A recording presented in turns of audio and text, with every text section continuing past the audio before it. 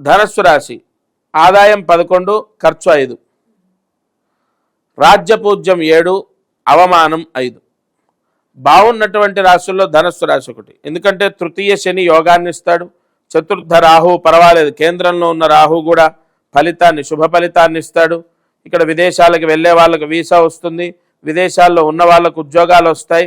అలాగే ఇక్కడ ఉన్నటువంటి వాళ్ళు వ్యాపార యోగం ధనయోగాన్ని పొందుతారు.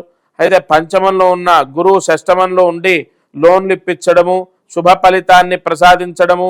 ఓవరాల్గా ధనస్సు రాశి వారికి పెద్దగా సమస్య లేదు. అయితే ఒక్క సమస్య ఏంటంటే చదువులో పూర్తిగా మైనస్.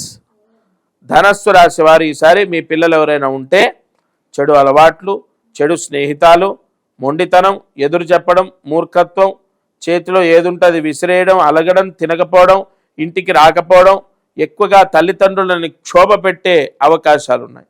వ్యాపారం బాగుంటుంది, ఆదాయం బాగుంటుంది, ఉద్యోగం వస్తుంది, ప్రభుత్వ ఉద్యోగం వస్తుంది, జాబ్ పర్మనెంట్ అవుతుంది, జీతం పెరుగుతుంది, జాబ్ మారుతారు, స్థల మార్పుడి లేదంటే ట్రాన్స్ఫర్స్, ప్రమోషన్స్ ఇవన్నీ కూడా బాగున్నాయి. ఒక్క సమస్య ఏమిటి అంటే విద్యాదోషము.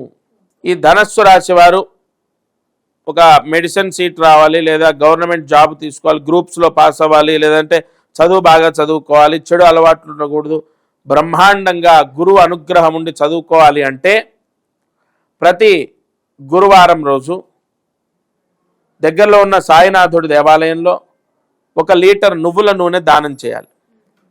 ప్రతి గురువారం రోజు దగ్గరలో ఉన్న సాయినాథుడి దేవాలయంలో 1 లీటర్ నువ్వుల నూనె 5 వారాలు దానం చేయాలి.